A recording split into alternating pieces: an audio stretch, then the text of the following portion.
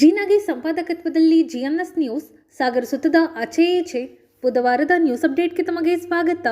ಮುಖ್ಯಾಂಶಗಳು. ಸಾಗರಕ್ಕೆ ಸಚಿವ ಸ್ಥಾನ ಬೇಕು, ಆದರೆ ಸಚಿವ ಸ್ಥಾನಕ್ಕಾಗಿ 3 ತಿಂಗಳು ಕ್ಷೇತ್ರ ಬಿಟ್ಟದ್ದು ಸರಿಯಲ್ಲ. 3 ಬಾರಿ ಗೆದ್ದಾಗಲೂ ಸಚಿವ ಸ್ಥಾನ ಗಿಟ್ಟಿಸಿಕೊಳ್ಳಲು ಹೆಚ್ಚು ಅವಧಿ ಕಳೆದಿದ್ದಾರೆ ಎಂದು ಟಾಂಗ್ ನೀಡಿದ ರತ್ನಾಕರ್ ಹೊನಗೋಡು. ಸಾಗರ ಸಿದ್ದೇಶ್ವರ ಪ್ರೌಢಶಾಲೆಯ 3 ಎಕರೆ ಜಾಗ ಒತ್ತುವರಿ, ಅಧಿಕಾರಿಗಳ ಕ್ರಮ ಖಂಡಿಸಿದ ಕರವೇ ಅಧ್ಯಕ್ಷ ಜಯರಾಮ್ ಸೂರನಗದ್ದೆ. ಕಸ್ತೂರಿ ರಂಗನ್ ಕರಡು ಅಧಿಸೂಚನೆಗೆ ಜಯಂತ್ ವಿರೋಧ, ಪಕ್ಷಾತೀತ ಹೋರಾಟ ಅಗತ್ಯ ಎಂದ ಸತ್ಯನಾರಾಯಣ್. ಗುರುವಾರ ಬೆಳಗ್ಗೆ 10:30ಕ್ಕೆ ಗ್ರಾಮ ಪಂಚಾಯಿತಿ ಅವೈಜ್ಞಾನಿಕ ಮೀಸಲಾತಿ ಮಳೆ ಮಾಪನ ಯಂತ್ರ ದುರಸ್ತಿ ವಿರುದ್ಧ ಪ್ರತಿಭಟನೆ, ಸರ್ವರು ಪಾಲ್ಗೊಳ್ಳಲು ಹರತಾಳು ಹಾಲಪ್ಪ ಕರೆ. ಈಗ ಸುದ್ದಿಯ ವಿವರ. ಕ್ಷೇತ್ರಕ್ಕೆ ಸಚಿವ ಸ್ಥಾನ ಬೇಕು, ಆದರೆ ಸಚಿವ ಸ್ಥಾನಕ್ಕಾಗಿ 3 ತಿಂಗಳು ಕ್ಷೇತ್ರ ಬಿಟ್ಟು ಬೆಂಗಳೂರಿನಲ್ಲಿ ಇರುವುದು ಎಷ್ಟು ಸರಿ? ಬೇಲೂರಿಗೆ ಸಚಿವ ಸ್ಥಾನ ಸಿಕ್ಕಿದ್ದರೆ ನಾವು ಸ್ವಾಗತ ಮಾಡುತ್ತೇವೆ. ಹಾಗೆಯೇ ಕ್ಷೇತ್ರದಲ್ಲಿಯೇ ಇದ್ದು ಅಭಿವೃದ್ಧಿ ಕಡೆ ಗಮನ ಹರಿಸುವುದು ಅತಿ ಮುಖ್ಯ ಎನ್ನುವುದನ್ನು ಅವರು ತಿಳಿದುಕೊಳ್ಳದೇ ಇರುವುದು ದುರಾದೃಷ್ಟಕರ ಎಂದು ಜಿಲ್ಲಾ ಪಂಚಾಯಿತಿ ಮಾಜಿ ಸದಸ್ಯ ರತ್ನಾಕರ್ ಹೊನಗೋಡು ತಿಳಿಸಿದರು. ಸಾಗರದ ಜೋಸೆಫ್ ನಗರ ಮಾಜಿ ಸಚಿವ ಕಾಗೋಡು ತಿಮ್ಮಪ್ಪ ಅವರ ಮನೆಗೆ ಬುಧವಾರ ಭೇಟಿ ನೀಡಿ ಆರೋಗ್ಯ ವಿಚಾರಿಸಿದ ನಂತರ ಅವರು ಪತ್ರಕರ್ತರ ಜೊತೆ ಮಾತನಾಡುತ್ತಿದ್ದರು. ಈ ಸಂದರ್ಭದಲ್ಲಿ ನಿಂಗಪ್ಪ ಬೆಳಂದೂರು, ಸುಧಾಕರ್ ಕೊಗ್ವೆ ಇನ್ನಿತರರು ಹಾಜರಿದ್ದರು. ಮನೆ ಬಂದು ಭೇಟಿ ಮಾಡಿ ಅವರ ಆರೋಗ್ಯವನ್ನು ವಿಚಾರಣೆ ಮಾಡಿ ಮಾತಾಡಿ ಹೊರಟು ಭಾಳ ಖುಷಿ ಆಯಿತು. ಅದೇ ಸಂದರ್ಭಕ್ಕೆ ನಮ್ಮ ಯಾಗರ್ತಿ ಗ್ರಾಮ ಪಂಚಾಯತಿ ಮಾಜಿ ಅಧ್ಯಕ್ಷರು ನಿಂಗಪ್ಪನವರು ಬಂದರು, ಅವರ ಅಭಿಮಾನಿಗಳು. ನಮ್ಮ ಸುಧಾಕರ್ ಅವರು ಬಂದರು. ಹಾಗಾಗಿ ನಾವೆಲ್ಲ ಹೋಗಿ ಮಾತಾಡಿಸಿ ಅವರ ಆರೋಗ್ಯವನ್ನು ವಿಚಾರಣೆ ಮಾಡಿ ಅವರಿಗೂ ಭಾಳ ಖುಷಿಯಿಂದ ಮಾತಾಡಿದ್ರು. ಆರೋಗ್ಯ ಇದೇ ರೀತಿ ಇನ್ನೂ ಚೆನ್ನಾಗಿರಲಿ ಅಂಥೇಳಿ ನಾವು ದೇವ್ರ ಹತ್ರ ಬೇಡ್ತೀವಿ. ಯಾಕೆಂದರೆ ಇಂಥ ನಾಯಕರು ಮತ್ತೊಬ್ಬರು ಮುಂದಿನ ದಿನಗಳಲ್ಲಿ ರಾಜಕಾರಣದಲ್ಲಿ ಕಾಣೋಕ್ಕೆ ಸಾಧ್ಯ ಇಲ್ಲ. ಅವರು ಅವಧಿಯಲ್ಲಿ ಇಡೀ ರಾಜ್ಯಕ್ಕೆ ಯಾವ ನಿಟ್ಟಿನಲ್ಲಿ ಸಾಕಾರ ಆಗಿತ್ತು ಮತ್ತು ಈ ಕ್ಷೇತ್ರದ ಬಗ್ಗೆ ಎಷ್ಟು ಅವರ ಚಿಂತನೆ ಇತ್ತು ಅಂತ ಅದು ಯಾರು ನಾವೆಲ್ಲ ಹೇಳೋಕ್ಕೆ ಆಗಲ್ಲ. ಹಾಗಾಗಿ ಅಂಥ ನಾಯಕರು ನಾವು ಎಲ್ಲರೂ ಪಕ್ಷ ಭೇದ ಮರೆತು ಅವ್ರನ್ನೆಲ್ಲರೂ ಒಪ್ಕೊಂಡಿದ್ದಾರೆ ಇವಾಗ. ಹಾಗಾಗಿ ನಾವು ಬಂದಾಗ ಈ ಕಡೆ ನಾವು ಪಕ್ಷ ಬಿಟ್ಟರು ಅವರ ನಾಯಕತ್ವ, ಅವರ ಹೋರಾಟ, ಅವರ ಚಿಂತನೆಗಳನ್ನ ನಾವು ಸಹ ಸ್ವಲ್ಪ ಅವಾಗ ಮೇಲ್ಕೆ ಹಾಕ್ತಾಯಿತ್ತು. ಹಾಗಾಗಿ ಸಂದರ್ಭ ಬಂದಾಗ ಈ ಕಡೆ ಬಂದಾಗ ಅವ್ರನ್ನ ಮಾತಾಡ್ಸಿದ್ದು ಹೋಗೋಂಥ ಕೆಲಸನೂ ಸಹ ನಾವು ಮಾಡ್ತು. ಆ ನಿಟ್ಟಿಗಾಗಿ ಇದಕ್ಕೋಸ್ಕರ ಇವತ್ತು ಇಲ್ಲಿ ಬಂದಾಗ ಅವ್ರನ್ನ ಆರೋಗ್ಯ ವಿಚಾರಣೆ ಮಾಡಿಕೆ ಮಾತಾಡ್ಕೊಂಡು ಇವಾಗ ಅಧಿಕಾರ ಇಲ್ಲದೆ ಹೋದರೂ ಸಾಹೇಬರಿಗೆ ಎಂಥ ಚಿಂತನೆ ಅಂದರೆ ಊರ ಕಡೆ ಎಲ್ಲ ಮಳೆ ಆಗಿದೆಯಾ ಅಥವಾ ಹೆಂಗೆ ಬೆಳೆ ಎಲ್ಲ ಮಾಡಿದ್ರ ಅಥವಾ ಏನಾದ್ರು ಎಫೆಕ್ಟ್ ಆತಾ ಅಂತೇಳಿ ಈಗಲೂ ಕೇಳಿದ್ರು. ಎಲ್ಲರನ್ನು ತೊಂದರೆ ಆಗಿಲ್ಲ, ಚೆನ್ನಾಗೆಲ್ಲ ಬೆಳೆ ಮಾಡ್ಕೊಂಡಿರಾ ಅಂತೇಳಿ. ಹಾಗಾಗಿ ಈ ಥರ ಒಂದು ರೈತರ ಪರವಾಗಿ ಬಡವ್ರ ಪರವಾಗಿ ಇರೋಂಥ ಚಿಂತನೆ ಇದ್ದಂಥ ನಾಯಕ ಒಂದು. ಇನ್ನೊಂದು ಕಡೆ ಇವಾಗ ನೋಡಿದ್ರೆ ಒಂದಿಷ್ಟು ನಮಗೆ ಜೂನ್ ತಿಂಗಳಲ್ಲಿ ಮಳೆ ಅಭಾವವಾಗಿ ಸಾಕಷ್ಟು ಜನರಿಗೆ ರೈತರಿಗೆ ತೊಂದರೆ ಆಯಿತು. ನಂತರ ಈ ಜುಲೈ ತಿಂಗಳಲ್ಲಿ ಸ್ವಲ್ಪ ನಮ್ಮ ತಾಲೂಕಲ್ಲಿ ಸ್ವಲ್ಪ ಸುಧಾರಣೆ ಆಗಿದೆ. ಅದನ್ನ ಅಧಿಕಾರಿಗಳು ಈಗ ಮಳೆ ಸುಧಾರಣೆ ಆದಮೇಲೂ ಇದ್ರ ಬಗ್ಗೆ ಯಾರು ಈಗಿನ ಅಧಿಕಾರದಲ್ಲಿ ಇದ್ದಂಥರಾಗಲಿ ಅಥವಾ ಅಧಿಕಾರಿಗಳಾಗಲಿ ಗಮನ ಹರಿಸಿಲ್ಲ. ಹಿಂದೆ ಮಳೆ ಕಮ್ಮಿ ಇದ್ದು ಅನಾನುಕೂಲ ಆದಾಗಲೂ ಇದ್ರ ಬಗ್ಗೆ ಏನು ಯಾರು ಅಧಿಕಾರಿ ಇದ್ದಾರಾಗಲಿ ಅಥವಾ ಅಧಿಕಾರಿಗಳು ಗಮನ ಹರಿಸಿ ರೈತರಿಗೆ ಏನು ಸಮಸ್ಯೆ ಆಗಿದೆ ಅಂತೇಳಿ ನೋಡಿಲ್ಲ. ಹಾಗಾಗಿ ಈ ಮುಂದಿನ ದಿನಗಳಲ್ಲಿ ನಮಗೆ ಈ ರೈತರ ಬಗ್ಗೆ ಬಡವ್ರ ಬಗ್ಗೆ ಚಿಂತನೆ ಮಾಡೋ ಅಂಥವ್ರು ಇದ್ದರೆ ಸ್ವಲ್ಪ ರೈತರು ಮತ್ತು ಬಡವ್ರ ಬಗ್ಗೆ ಕ್ಷೇತ್ರದ ಬಗ್ಗೆ ಚಿಂತನೆ ಮಾಡೋಂಥವ್ರು ಅಧಿಕಾರದಲ್ಲಿ ಇದ್ದಿದ್ರೆ ಇನ್ನೂ ಒಂದಿಷ್ಟು ತಿಮ್ಮಪ್ಪನಂಥವ್ರು ಇದ್ದಿದ್ರೆ ಒಂದಿಷ್ಟು ನಮ್ಮ ತಾಲೂಕಿಗೆ ಇನ್ನೊಂದಿಷ್ಟು ಹೆಚ್ಚಿನ ಅಭಿವೃದ್ಧಿನೂ ಹಾಕಿತ್ತು, ರೈತರ ಬಗ್ಗೆ ಕಾಳಜಿನೂ ಇರ್ತಿತ್ತು ಅನ್ನೋ ನಮ್ಮ ಅನಿಸಿಕೆ. ಬಗ್ಗೆ ನಾವು ಮುಂದಿನ ದಿನಗಳಲ್ಲಿ ಹೋರಾಟ ಮಾಡೋಂಥ ಕೆಲಸ ನಮ್ಮ ಪಾರ್ಟಿ ವತಿಯಿಂದ ನಾವು ಮಾಡಿದ್ವಿ. ಈಗಾಗಲೇ ಹಿಂದೂ ಸಹ ಸಾಕಷ್ಟು ಸೇರಿ ಹೋರಾಟ ಮಾಡಿದ್ವಿ. ಕಾಗೋಡು ತಿಮ್ಮಪ್ಪನಂಥವ್ರು ಅಧಿಕಾರದಲ್ಲಿ ಇದ್ದಿದ್ರೆ ಇವು ಯಾವ ಸಮಸ್ಯೆ ಬರ್ತಿರಲಿಲ್ಲ ಅಧಿಕಾರದಲ್ಲಿ. ಹಾಗಾಗಿ ಈಗಲೂ ಸಹ ಇವತ್ತು ನಾವು ಬಂದಾಗ ಆ ಕೃಷಿ ವಿಶ್ವವಿದ್ಯಾಲಯದ ಬಗ್ಗೆ, ಆಮೇಲೆ ಮುರಾರ್ಜಿ ಶಾಲೆ ಬಗ್ಗೆ ಇವೆಲ್ಲ ಚೆನ್ನಾಗಿ ನಡೀತದವ ಅಂತೇಳಿ ಕೇಳಿದ್ರು. ಅವರ ಚಿಂತನೆಗಳು ನೋಡಿ ನಮಗೆ ಭಾಳ ಬೇಸರ ಆಯ್ತು. ಇವರೆಲ್ಲ ಇಂಥವ್ರು ಜೀವ ಇರೋ ತನಕಲೂ ಅಧಿಕಾರದಲ್ಲಿ ಇರಬೇಕಾಯ್ತು ಅಂತೇಳಿ ವಯಸ್ಸಾದ ದೃಷ್ಟಿಯಿಂದ ಅವರು ನಿವೃತ್ತಿ ತಗೊಂಡ್ರು. ಆಮೇಲೆ ಈ ತಾವು ಕೇಳಿದ್ರಿ ಈಗ ಅವರು ಈ ಸಾಗರ ಸಚಿವ ಸ್ಥಾನ, ಆದರೆ ಸಾಗರದ ಸಚಿವ ಸ್ಥಾನದ ಬಗ್ಗೆ ಅದ್ರ ಬಗ್ಗೆ ನಾವೇನು ಹೆಚ್ಚಿಗೆ ಹೇಳಲ್ಲ. ಶಾಸಕರ ಬಗ್ಗೆ ಹೇಳಬೇಕು ಅಂದರೆ ಅವರು 3 ಬಾರಿ ಗೆದ್ದಾಗಲೂ ಸಹ 3 ಬಾರಿನೂ ಸಚಿವ ಸ್ಥಾನಕ್ಕಾಗಿ ಅವರವ್ರ ಆಯಾ ಅವಧಿ ಕಳೆದಾರ ಬಿಟ್ಟರೆ ಕ್ಷೇತ್ರ ಬಗ್ಗೆ ಅಥವಾ ಮತ್ತೊಂದು ಬಗ್ಗೆ ಅಭಿವೃದ್ಧಿ ಬಗ್ಗೆ ಚಿಂತನೆ ಕೊಟ್ಟಿಲ್ಲ. ಇಷ್ಟೇ ಏನಾದ್ರು ಇದ್ರ ಬಗ್ಗೆ ಈಗ ಕಾಳಜಿ ವಹಿಸಿದರೆ ಇನ್ನೊಂದಿಷ್ಟು ಈ ತಾಲೂಕನ್ನು ಅಭಿವೃದ್ಧಿ ಮಾಡ್ಬೋದು. ಮತ್ತು ಈಗ ನಾನು ಮಾಧ್ಯಮಗಳೆಲ್ಲ ನೋಡಿದೆ ಮೊನ್ನೆ, ಇಲ್ಲ ನಾನು ರಾಜೀನಾಮೆ ಕೊಟ್ಟಿದ್ದೀನಿ, ಇನ್ನು 3 ಬಾರಿ ಗೆದ್ದಾಗ 30 ಸರಿ ಆಯಿತು ಈ ಥರ ರಾಜೀನಾಮೆ ಕೊಟ್ಟು ಪಾರ್ಟಿ ಸ್ಥಾಪನೆ ಮಾಡೋದು. ಈ ಸಂದರ್ಭದಲ್ಲಿ ನಿನ್ನೆ ಕಾಂಗ್ರೆಸ್ ಪಕ್ಷದವ್ರು ಮಾತ್ರ ಒಂದು ಒಳ್ಳೆ ಹೈಕಮಾಂಡ್ ಅವರು CM ಅವರು ಒಳ್ಳೆ ನಿರ್ಧಾರ ಮಾಡ್ಯಾರೆ. ಯಾರ್ಯಾರು ರಾಜೀನಾಮೆ ಕೊಡ್ತೀರಿ ತಕ್ಷಣ ಕೊಟ್ಬಿಡ್ರಿ, 5 ನಿಮಿಷದಲ್ಲಿ ಅಂಗೀಕಾರ ಮಾಡ್ತೀನಿ ಅಂತೇಳಿ. ಹಾಗಾಗಿ ಯಾವ ಕಾರಣಕ್ಕೂ ಶಾಸಕ ಸ್ಥಾನನೇ ಒಂದು ದೊಡ್ಡ ಹುದ್ದೆ, ಜವಾಬ್ದಾರಿ ಹುದ್ದೆ. ಅದನ್ನು ಸರ್ಕಾರ ಇದ್ದಂಥ ಸಂದರ್ಭದಲ್ಲಿ ಉಪಯೋಗಿಸಿದ್ದು ಅಭಿವೃದ್ಧಿ ಮಾಡಬೇಕು. ನೋಡಿ, ಈಗ ಉದಾಹರಣೆಗೆ ಕಾಗೋಡು ತಿಮ್ಮಪ್ಪನವರಿಗೆ 2013ರಲ್ಲಿ ಸಿದ್ದರಾಮಯ್ಯನಂಥ ಸಂಪುಟದಲ್ಲಿ ಅವತ್ತು ಅವರಿಗೆ ಸಚಿವ ಸ್ಥಾನ ಸಿಕ್ಕಿಲ್ಲ. ಸ್ಪೀಕರ್ ಆಗಲಿ ಅಂದ್ಕೂಡ ಅದು ಒಪ್ಪಿದ್ರು, ಎಲ್ಲೂ ತಕರಾರು ಮಾಡಿಲ್ಲ. ಹಿಂದೂ ಸಹ ಹಲವಾರು ಬಾರಿ ಅವರಿಗೆ ಸಿಕ್ಕಿರಲ್ಲ ಅಧಿಕಾರ, ಅವತ್ತು ಸಹ ಯಾರು ಏನು ಚರ್ಚೆ ಮಾಡಿಲ್ಲ. ಅಂಥ ಸೀನಿಯಾರಿಟಿ ಇದ್ದಂಥವ್ರು, ಪಕ್ಷ ಸಂಘಟನೆ ಮಾಡಿದಂಥವ್ರು. ಮತ್ತು ಹಾಲಪ್ಪನವರು ಉದಾಹರಣೆ ನೋಡಿ, ಹೋದ ಸರಿ BJP ಹಾಲಪ್ಪನವರು ಅವರು ಸಹ ಎಲ್ಲೂ ಸಹ ಒಂದು ದಿವಸ ಸಚಿವ ಸ್ಥಾನ ನನಗೆ ಬೇಕು ಅಂತೇಳಿ ಎಲ್ಲೂ ಪಾರ್ಟಿನ ಬ್ಲಾಕ್ ಮೇಲಾಗಲಿ ಅಥವಾ ನನಗೆ ಅದು ಬೇಕು ಅಂತ ಎಲ್ಲೂ ಹೋಗ್ತಿಲ್ಲ. ಇವರು 3 ತಿಂಗಳಗಟ್ಟಲೆ ಹೋಗಿ ಅಲ್ಲಿ ಕೂತ್ಕೊಂಡ್ರೆ ಕ್ಷೇತ್ರದಲ್ಲಿ ಎಟ್ಟಿಲ್ಲ, ಇಲ್ಲ, ಗ್ರಾಮ ಪಂಚಾಯತಿ ಇಲ್ಲ, ಯಾರು ಜನಪ್ರತಿನಿಧಿಗಳು ಇಲ್ಲದಂಥ ಏಕೈಕ ಶಾಸಕರೊಬ್ಬರು ಇದ್ದಂಥವ್ರು ಸಹ ಅವರು ಈ ಕ್ಷೇತ್ರದಲ್ಲಿ ಇಲ್ಲದೆ ಹೋದರೆ ಈ ಗೆದ್ದಾಗ ಪ್ರತಿ ಬಾರಿನೂ ಸಚಿವ ಸ್ಥಾನಕ್ಕೆ ಮತ್ತು ಅಧಿಕಾರಕ್ಕಾಗಿ 5 ವರ್ಷ ಹಿಂಗೆ ಕಾಲ ಕಳೆದ್ರೆ ಕ್ಷೇತ್ರ ಬಗ್ಗೆ ಅಭಿವೃದ್ಧಿ ಹೆಂಗೆ ಆಗುತ್ತೆ? ಇವ್ರ ಬಗ್ಗೆ ಹೆಂಗೆ ಸರ್ಕಾರ ಇದ್ದಂಥ ಮುಖ್ಯಮಂತ್ರಿಗಳಾಗಲಿ ಇವರಿಗೆ ಒತ್ತು ಕೊಡ್ತಾರೆ? ಹಾಗಾಗಿ ಅದು ಶಾಸಕ ಸ್ಥಾನ ಇದ್ದಾಗ ಈ ಕ್ಷೇತ್ರ ಬಗ್ಗೆ ಹೆಚ್ಚು ಅನುದಾನ ತಂದು ಅಭಿವೃದ್ಧಿ ಮಾಡೋದು ನೋಡ್ಕೋಬೇಕು. ಅಧಿಕಾರನೇ ಮುಖ್ಯ ಅಲ್ಲ. ಅಧಿಕಾರ ಇದ್ದ ಕೂಡಲೇ ಸಚಿವ ಸ್ಥಾನ ಸಿಕ್ಕೂಡಲೇ ಇಲ್ಲೇನು ಅಭಿವೃದ್ಧಿ ಆಗಲ್ಲ. ಇಚ್ಛಾಶಕ್ತಿ ಇದ್ದರೆ ಅದನ್ನು ಕಾಗೋಡು ತಿಮ್ಮಪ್ಪನವ್ರನ್ನ ಮತ್ತು ಹಾಲಪ್ಪನವ್ರನ್ನ ನೋಡಿ ಕಲಿಬೇಕು. ಇಚ್ಛಾಶಕ್ತಿ ಇದ್ದರೆ ಶಾಸಕ ಸ್ಥಾನ ಇದ್ದರೂ ಸಾಕು, ಸಾವಿರಾರು ಕೋಟಿ ತಂದು ಅಭಿವೃದ್ಧಿ ಮಾಡ್ಬೋದು ಅಂತ ಅವ್ರು ಮಾಡಿ ಸಾಬೀತುಪಡಿಸಿದ್ದಾರೆ. ಆದರೆ ಈಗಿನ ಶಾಸಕರು ಅದರ ಬಗ್ಗೆ ಗಮನ ಇಲ್ಲದೆ ಬರೀ ಸಚಿವ ಸ್ಥಾನ ಅಂತ ಹೇಳ್ತಾ ಇದ್ದಾರೆ. ಅದರಲ್ಲೂ ಮತ್ತೆ 3 ಬಾರಿ ಕ್ಷೇತ್ರ ಶಾಸಕರಾಗಿರ್ಬೋದು. 3 ಬಾರಿ ಗೆದ್ದಾಗಲೂ 2 ಬಾರಿ BJPಯಲ್ಲಿ, 1 ಬಾರಿ ಕಾಂಗ್ರೆಸ್ಸಲ್ಲಿ ಗೆದ್ದಾರೆ. ಮತ್ತು 2 ಬಾರಿ BJPಯಲ್ಲಿ ಗೆದ್ದಾಗಲೂ ಸಹ ಇದೇ ರೀತಿಯಲ್ಲಿ 2 ಬಾರಿನೂ ಕಾಲ ಕಳೆದ್ರು ಈ ಪಕ್ಷನ ಮುಖ್ಯಮಂತ್ರಿಗಳನ್ನ ಬ್ಲಾಕ್ ಮೇಲ್ ಮಾಡ್ತಾ. ಹಾಗಾಗಿ ಇನ್ನು ಮುಂದಿನ ದಿನಗಳೆಲ್ಲ ಇಂಥವು ನಡೆಯಲ್ಲ. ಅಭಿವೃದ್ಧಿ ಬಗ್ಗೆ ಕಡೆ ಒತ್ತು ಕೊಟ್ಟರೆ ಒಳ್ಳೆಯದು. ಮತ್ತು ಸಾಗರ ಕ್ಷೇತ್ರಕ್ಕೆ ಸಚಿವ ಸ್ಥಾನ ಸಿಕ್ಕಿದ್ರೆ ನಮಗೆಲ್ಲರಿಗೂ ಪಕ್ಷಾತೀತವಾಗಿ ನಾವು ಅವ್ರಿಗೆ ಸ್ವಾಗತ ಮಾಡ್ತಿದ್ದೆವು, ಅದರಲ್ಲಿ ಏನು ಪ್ರಶ್ನೆ ಇಲ್ಲ. ಆದರೆ ಸಚಿವ ಸ್ಥಾನಕ್ಕಾಗಿ ಕ್ಷೇತ್ರ ಮರೆತು ಪಾರ್ಟಿ ಬ್ಲಾಕ್ ಮೇಲ್ ಮಾಡೋದು, ಮತ್ತೊಂದು ಮಾಡೋದು, ಲೀಡರ್ಗಳನ್ನ ಬ್ಲಾಕ್ ಮೇಲ್ ಮಾಡೋದು ಇನ್ನು ಮುಂದೆ ಸಹ ಬಿಡ್ಬೇಕು. ಯಾಕೆಂದರೆ ಈ ಕ್ಷೇತ್ರ ಮತದಾರರಿಗೆ ಅದು ಅಗೌರವ ತನಗೆ ಆಗುತ್ತೆ. ಕಾಗೋಡು ತಿಮ್ಮಪ್ಪನವರು ಅಂತ ಇದ್ದಂಥ ಗೆದ್ದಂಥ ಕ್ಷೇತ್ರ, ಹಾಲಪ್ಪನವ್ರು ಗೆದ್ದಂಥ ಕ್ಷೇತ್ರ. ಸಾಗರ ಪಟ್ಟಣದ ಸಿದ್ದೇಶ್ವರ ಪ್ರೌಢಶಾಲೆಗೆ ಸಂಬಂಧಿಸಿದ 3 ಎಕರೆ ಶಾಲಾ ಜಾಗ ಅತಿಕ್ರಮಿಸುತ್ತಿರುವವರ ವಿರುದ್ಧ ಸೂಕ್ತ ಕ್ರಮ ಜರುಗಿಸುವಂತೆ ಒತ್ತಾಯಿಸಿ ಬುಧವಾರ ಕರ್ನಾಟಕ ರಕ್ಷಣಾ ವೇದಿಕೆ ಪ್ರವೀಣ್ ಶೆಟ್ಟಿ ಬಣದ ವತಿಯಿಂದ ತಹಶೀಲ್ದಾರ್ ಕಚೇರಿ ಎದುರು ಪ್ರತಿಭಟನೆ ನಡೆಸಲಾಯಿತು. ಪ್ರತಿಭಟನೆ ಉದ್ದೇಶಿಸಿ ವೇದಿಕೆ ತಾಲೂಕು ಅಧ್ಯಕ್ಷ ಜಯರಾಮ್ ಸೂರನ್ನಗದ್ದೆ ಮಾತನಾಡಿದರು. ಈ ಸಂದರ್ಭದಲ್ಲಿ ವೇದಿಕೆಯ ಪ್ರಮುಖರಾದ ಅರುಣ್ ಕೊಡಿಗೇರಿ, ಸುಧೀರ್ ಎನ್ ರಾಯ್ಕರ್, ನೀಲೇಶ್ ರೇವಣ್ಕರ್, ನಾರಾಯಣ್ ವರ್ಣೇಕರ್, ರವೀಂದ್ರ ರೇವಣ್ಕರ್, ನವೀನ್, ಶ್ಯಾಮ್, ಅಕ್ಷಯ್ ಇನ್ನಿತರರು ಹಾಜರಿದ್ದರು. ಪ್ರವೀಣ್ ಶೆಟ್ಟಿ ಬಣದಿಂದ ಹೋರಾಟವನ್ನು ಯಾಕೆ ಮಾಡ್ತಾ ಇದೀವಿ ಅಂದರೆ, ಸಾಗರದ ಸುಭಾಷ್ ನಗರ ಶಾಲೆ 5 ಎಕರೆ ಇರುವ ಜಾಗವನ್ನು ಕೆಲವು ಹಣ ಅಧಿಕಾರ ಬಲದಿಂದ 3 ಎಕರೆಯನ್ನು ಇವತ್ತು ಆಕ್ರಮಣಗೊಳಿಸಿಕೊಂಡಂಥ ಭೂಮಾಫಿ ಕಳ್ಳರಿಗೆ ಕೆಲವು ಅಧಿಕಾರಿಗಳು, ಹಿರಿಯ ಕಂದಾಯ ಅಧಿಕಾರಿಗಳು ಗೊತ್ತಿಲ್ಲದೆ ಆ ದಂಧೆ ನಡೆದಿಲ್ಲ ಅಂತ ಕಾಣುತ್ತೆ. ಮಧ್ಯ ರಸ್ತೆಯಲ್ಲಿರುವ ಜಾಗವನ್ನು ನಕಲಿ ದಾಖಲೆ ಮಾಡಿಕೊಟ್ಟಂತವರಿಗೆ ಈಗ ಶಾಲೆ ಜಾಗವನ್ನು ಕಬಳಿಸಿದಂತವರಿಗೆ ಜಾಗ ತೆರವು ಮಾಡದೆ ಸಾಗರ ಕಂದಾಯ ಇಲಾಖೆ ಕಣ್ಣು ಮುಚ್ಚಿ ಕೂತಿದೆ ಅಂತ ಕಾಣುತ್ತೆ.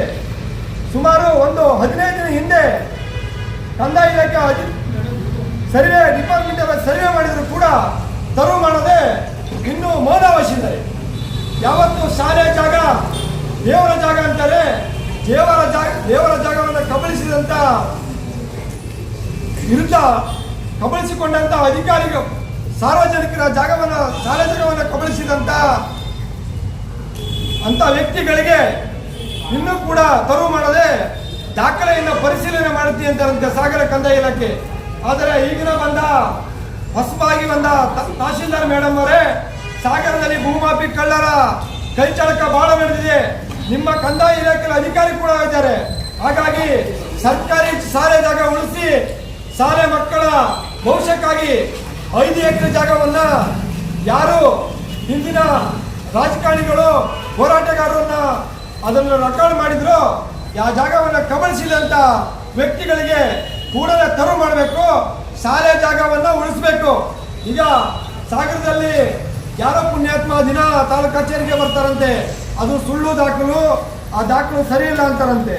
ಹಾಗಾಗಿ ಸಾಗರದಲ್ಲಿ ಈ ಜಾಗವನ್ನು ಏನಾದ್ರು ತೆರವು ಮಾಡದೆ ಹೋದ್ರೆ, ಹಣ ಬಲ ಅಧಿಕಾರ ಬಲ ಇದ್ದೇನಾದ್ರೂ ಮೌನ ವಹಿಸಿದ್ರೆ ನಾನು ತಹಸೀಲ್ದಾರ್ ಕಚೇರಿ ಮುಂದೆ ಕರ್ನಾಟಕ ರಕ್ಷಣಾ ವೇದಿಕೆ ಕಳ್ಳರ ವಿರುದ್ಧ ದೂರು ದಾಖಲಾಗಬೇಕು. ನಕಲಿ ದಾಖಲೆ ಮಾಡಿಕೊಟ್ಟರಿಗೆ ಕೂಡ ಅವರಿಗೂ ಕೂಡ ಶಿಕ್ಷೆ ಆಗಬೇಕು. ಕಂದಾಯ ಇಲಾಖೆಯಲ್ಲಿ ಸುಮಾರು ಅಧಿಕಾರಿಗಳಿದ್ದಾರೆ, ಈಗ ಎಚ್ಚೆತ್ತುಕೊಂಡಿದ್ದಾರೆ ಅಂತ ಕಾಣುತ್ತಾರೆ. ಹೀಗಾಗಿ ಕರ್ನಾಟಕ ರಕ್ಷಣಾ ವೇದಿಕೆ ಶಾಲೆ ಜಾಗದ ಪರವಾಗಿ, ಕನ್ನಡ ಶಾಲೆ ಜಾಗದ ಪರವಾಗಿ, ಸಾಗರ ಸ್ಪರ್ಭಾ ರಸ್ತೆ ಇರುವ ಸುಭಾಷ್ ನಗರ ಶಾಲೆಯ ಪರವಾಗಿ ಕರ್ನಾಟಕ ರಕ್ಷಣಾ ವೇದಿಕೆ ಯಾವತ್ತೂ ಕೂಡ ಅವರ ಶಾಲೆ ಯಾರು ಜಾಗ ಕಬಳಿಸಿದ್ರೋ ಅವರ ವಿರುದ್ಧ ಧ್ವನಿ ಎತ್ತಲಿಕ್ಕೆ ಯಾವತ್ತೂ ಕೂಡ ಇರುತ್ತೆ ಅಂತ ಹೇಳಿ ಕಸ್ತೂರಿ ರಂಗನ್ ವರದಿ ಅನುಷ್ಠಾನಕ್ಕೆ ಸಂಬಂಧಿಸಿದಂತೆ ಹೊರಡಿಸಿರುವ 7ನೇ ಅಧಿಸೂಚನೆಯನ್ನು ಹಿಂದಕ್ಕೆ ಪಡೆಯಬೇಕು. ಸ್ಥಳೀಯ ಜನರಿಂದ ಕನಿಷ್ಠ ಅಭಿಪ್ರಾಯ ಸಂಗ್ರಹಿಸದೆ ಪದೇ ಪದೇ ಕಸ್ತೂರಿ ರಂಗನ್ ವರದಿ ಕುರಿತು ಅಧಿಸೂಚನೆ ಹೊರಡಿಸುತ್ತಿರುವುದು ಮಲೆನಾಡಿನ ಹಳ್ಳಿಗರ ಮೇಲೆ ಹೇರುತ್ತಿರುವ ದೌರ್ಜನ್ಯದ ಕ್ರಮವಾಗಿದೆ ಎಂದು ಜಿಲ್ಲಾ ಪಂಚಾಯಿತಿ ಮಾಜಿ ಸದಸ್ಯ ಬಿಆರ್ ಜಯನ್ ತಿಳಿಸಿದರು. ಸಾಗರದ ಕರ್ನಾಟಕ ಕಾರ್ಯನಿರತ ಪತ್ರಕರ್ತರ ಭವನದಲ್ಲಿ ಕರೆಯಲಾಗಿದ್ದ ಸುದ್ದಿಗೋಷ್ಠಿಯಲ್ಲಿ ಅವರು ಮಾತನಾಡುತ್ತಿದ್ದರು. ತುಮರಿ ಗ್ರಾಮ ಪಂಚಾಯಿತಿ ಮಾಜಿ ಅಧ್ಯಕ್ಷ ಜಿಟಿ ಸತ್ಯನಾರಾಯಣ್ ಮಾತನಾಡಿದರು. ಗೋಷ್ಠಿಯಲ್ಲಿ ಎಚ್ಎಂ ರವಿಕುಮಾರ್ ಹುಣಾಲಮಡಿಕೆ, ಧರ್ಮೇಂದ್ರ ಶಿರವಾಳ, ಮಧುಕುಮಾರ್ ಇನ್ನಿತರರು ಹಾಜರಿದ್ದರು. ನಮಸ್ಕಾರ ಎಲ್ಲರಿಗೂ.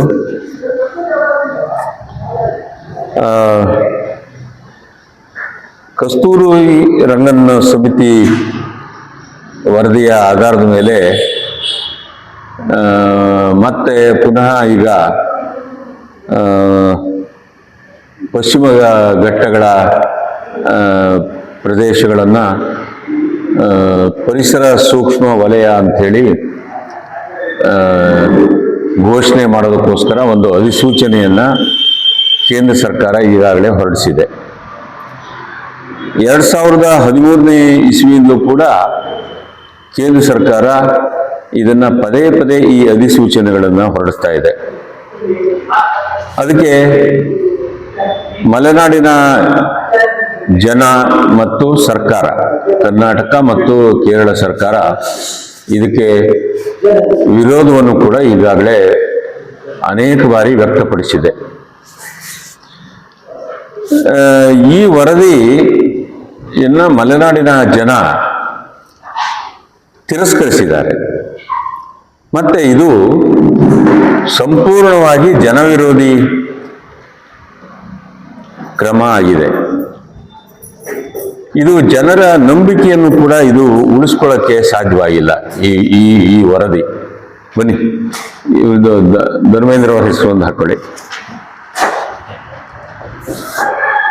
ಈ ವರದಿ ಏನಾಗಿದೆ ಅಂದ್ರೆ ಕೇವಲ ಅಧಿಕಾರಿಗಳ ಮಟ್ಟದ ಒಂದು ಚರ್ಚೆ ಆಗಿದೆ ಅಷ್ಟೇ. ಮತ್ತು ಅಧಿಕಾರಿಗಳ ಮಟ್ಟ ಎಷ್ಟಿದೆ? ಅದು 576 ಗ್ರಾಮಗಳಿದ್ದಾವೆ. ಈ ಗ್ರಾಮಗಳ ಜನರನ್ನ, ಅವರ ಅಹವಾಲುಗಳನ್ನ ಇದುವರೆಗೆ ಈ ವರದಿ ತಯಾರು ಮಾಡುವಾಗ ಕೇಳಿಲ್ಲ.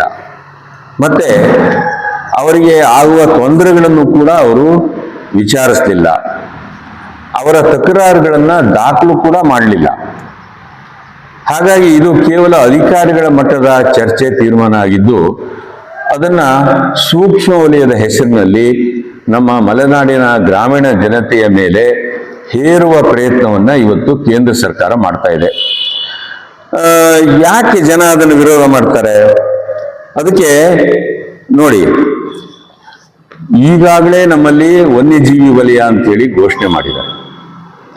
ವನ್ಯಜೀವಿ ವಲಯದ ಹೆಸರಿನಲ್ಲಿ ಮಲೆನಾಡು ಪ್ರದೇಶದ ಜನರ ಜೀವಹಾನಿ ಮತ್ತೆ ಬೆಳೆ ಹಾನಿ, ಅದರಿಂದ ಜನ ನಲಿಗೆ ಹೋಗಿದ್ದಾರೆ. ಈಗಾಗಲೇ ನಲಿಗೆ ಹೋಗಿದ್ದಾರೆ. ಇವತ್ತು ನೀವು ಕೊಡಗು ಜಿಲ್ಲೆ, ಚಿಕ್ಕಮಗಳೂರು, ಅನೇಕ ಜಿಲ್ಲೆಗಳಲ್ಲಿ ಆನೆ ತುಳಿತದಿಂದ ಆದಂಥ ಸಾವುಗಳನ್ನು ತಾವು ಗಮನಿಸಬಹುದು. ಅಮಾಯಕರು ಅದರಿಂದ ಸಾವಿಗೀಡಾಗಿದ್ದಾರೆ. ಮತ್ತು ನಮ್ಮ ಈ ಅನೇಕ ಪ್ರಕರಣಗಳಲ್ಲಿ ರಸ್ತೆಗಳನ್ನು ಮಾಡೋದಕ್ಕೂ ಕೂಡ ವನ್ಯಜೀವಿ ವಲಯದ ಅಧಿಕಾರಿಗಳು ಬಿಡೋದಿಲ್ಲ. ಅಭಿವೃದ್ಧಿ ಶೂನ್ಯ ಆಗುವಂತ ಗ್ರಾಮಗಳು ಅನೇಕ ಇದ್ದಾವೆ. ಆದ್ರಿಂದ ಅಭಿವೃದ್ಧಿಗೆ ವಿರೋಧಿಗಳು ಮತ್ತೆ ಜನರ ಬದುಕಿಗೆ ಮಾರಕ ಆಗುವಂತ ಅನೇಕ ಕಠೋರ ಕ್ರಮಗಳನ್ನ ವನ್ಯಜೀವಿ ವಲಯ ಕಾಯ್ದೆ ಪ್ರಕಾರವೇ ಜನ ಇವತ್ತು ಅನುಭವಿಸಿ ಅವರು ತೊಂದರೆಗೆ ಒಳಗಾಗಿದ್ದಾರೆ. ಇನ್ನು ಈ ಪರಿಸರ ಸೂಕ್ಷ್ಮ ವಲಯ ಅಂತ ಹೇಳಿ ಈ ಗ್ರಾಮಗಳನ್ನ ಗುರುತಿಸಿ ಅವುಗಳ ಮೇಲೆ ಈ ಕಾಯ್ದೆಯನ್ನು ಜಾರಿಗೊಳಿಸಿದ್ರೆ, ಈಗ ನೋಡಿ ಆ ವರದಿ ಪ್ರಕಾರ ಕೃಷಿ ಚಟುವಟಿಕೆಗಳ ಮೇಲೆ ನಿರ್ಬಂಧ ಹೇರ್ತಾರೆ. ಮೊದಲನೇದಾಗಿ ಕೃಷಿ ಮಾಡುವಾಗ ನೀವು ಈ ಕೆಮಿಕಲ್ ಮೆನ್ಯೂರ್ಸ್ ಅಂದ್ರೆ ರಾಸಾಯನಿಕ ಗೊಬ್ಬರಗಳನ್ನ ನೀವು ಉಪಯೋಗಿಸಂಗಿಲ್ಲ, ಮತ್ತು ನೀವು ಬೋರ್ವೆಲ್ ಹೊಡೆಯುವ ಹಂಗಿಲ್ಲ, ಮತ್ತು ಕೃಷಿಗೆ ಯಂತ್ರೋಪಕರಣಗಳನ್ನ ನೀವು ಉಪಯೋಗಿಸೋ ಹಾಗಿಲ್ಲ, ಮತ್ತು ಯಂತ್ರಗಳ ಉಪಯೋಗಕ್ಕೆ ನಿರ್ಬಂಧ ಇದೆ. ರಸ್ತೆ, ಶಾಲೆ, ಆಸ್ಪತ್ರೆ ಇತ್ಯಾದಿ ಅಭಿವೃದ್ಧಿಗೆ ತಡೆಗಳನ್ನ ಒಡ್ತಾ ಇದ್ದಾರೆ. ಈಗಲೇ ರಸ್ತೆ ಅಭಿವೃದ್ಧಿಗೆ ಬಿಡ್ತಾ ಇಲ್ಲ. ಮತ್ತು ಕ್ರಿಮಿನಾಶಕಗಳನ್ನ ಇವರು ಹೇಳ್ದಂಗೆ ಯಾರೂ ಕೂಡ ಭೂಮಿಗೆ ಬೆಳೆಗೆ ಉಪಯೋಗಿಸುವ ಹಾಗಿಲ್ಲ. ಮತ್ತು ಜನ ಜಾನುವಾರುಗಳ ಚಲನೆಗೂ ಕೂಡ ನಿರ್ಬಂಧ ಇದೆ, ನಿರ್ಬಂಧಗಳನ್ನು ಹೇರ್ತಾರೆ. ಆದ್ರಿಂದ ಈ ಗ್ರಾಮ ಬದುಕು ಅನ್ನೋದು ಒಂದು ಬಯಲು ಜೈಲು ಆಗುವ ಪರಿಸ್ಥಿತಿ ಇದೆ. ಬಯಲು ಜೈಲು ಅದರಲ್ಲಿ ಬರ್ದಿದ್ದೀವಿ ನಾವು, ಒಂದು ಬಯಲು ಜೈಲಾಗುತ್ತೆ. ಗ್ರಾಮೀಣ ಬದುಕು ಅತ್ಯಂತ ದುಸ್ತರ ಆಗುತ್ತೆ. ಆದ್ರಿಂದ ಇದು ಜನರ ಅಭಿಪ್ರಾಯದೊಂದಿಗೆ ಯಾವುದೇ ಕಾಯ್ದೆ ಜಾರಿಯಾಗಬೇಕು. ಜನರ ವಿರೋಧ ಇರುವಾಗ ಆ ಕಾಯ್ದೆಯನ್ನು ಜಾರಿ ಮಾಡೋದು ಅದು ತಪ್ಪಾಗುತ್ತೆ. ಇದು ಜನಪರ ಸರ್ಕಾರ ಆಗೋದಿಲ್ಲ ಅದು. ಆದ್ರಿಂದ ಗ್ರಾಮ ಸಭೆಗಳನ್ನು ಕರಿಬೇಕು. ಎಲ್ಲ ಗ್ರಾಮದ ಜನರೇ ಈ ಸೂಕ್ಷ್ಮ ವಲಯದ ಇದು ನೋಟಿಫೈ ಮಾಡಿರ್ತಕ್ಕಂಥವ್ರು ಅವರಿಗೆ ಗೊತ್ತಿರ್ಬೇಕು. ಈ ದೇಶದ ಜನರು ಬಡತನದಲ್ಲಿರ್ತಕ್ಕಂಥವ್ರು, ಈ ದೇಶದ ಜನರ ಸಾಕ್ಷರತಾ ಮಟ್ಟ ಬೇರೆದೇ ರೀತಿಯಲ್ಲಿದೆ. ಸಾಕ್ಷರತಾ ಮಟ್ಟ ಈ ಹೊತ್ತಿನಲ್ಲಿ ನನ್ನ ಕರೂರಿನಲ್ಲಿರ್ತಕ್ಕಂಥ ಕರಿಯ ನಾಯಕನೋ ಬಿಳಿಯ ನಾಯಕನೋ ಇಮೇಲ್ ಮಾಡಿ ಇಂಗ್ಲಿಷಿನಲ್ಲೋ ಹಿಂದಿಯಲ್ಲೋ ಅವರಿಗೆ ಅಬ್ಜೆಕ್ಷನ್ ಲೆಟರ್ ಹಾಕ್ತೀನಿ ಅನ್ನುವಂಥದ್ದು ಹಾಕ್ತಾನೆ ಅನ್ನುವಂಥದ್ದು ನಿರೀಕ್ಷೆ ಮಾಡಲೇ ಆಗದೇ ಇರ್ತಕ್ಕಂಥ ಅವಾಸ್ತವವಾಗಿರ್ತಕ್ಕಂಥ ಸಂಗತಿ. ಆದ್ರಿಂದ ನಾನು ಹೇಳ್ತೀವಿ, ಸರ್ಕಾರ ರಿಯಲಿಸ್ಟಿಕ್ ಆಗಿ ಯೋಚನೆ ಮಾಡಿ. ಪಂಚಾಯತ್ ರಾಜ್ ಇನ್ಸ್ಟಿಟ್ಯೂಷನ್ ಇಡೀ ಭಾರತದಾದ್ಯಂತ ಪಂಚಾಯತ್ ರಾಜ್ ಇನ್ಸ್ಟಿಟ್ಯೂಷನ್ಸ್ ಇದೆ. 73ನೇ ತಿದ್ದುಪಡಿ ಪ್ರಕಾರ ಅವರಿಗೆ ಪೂರ್ಣವಾಗಿರ್ತಕ್ಕಂಥ ಅಧಿಕಾರ ಕೊಟ್ಟಿದ್ದೀರಿ.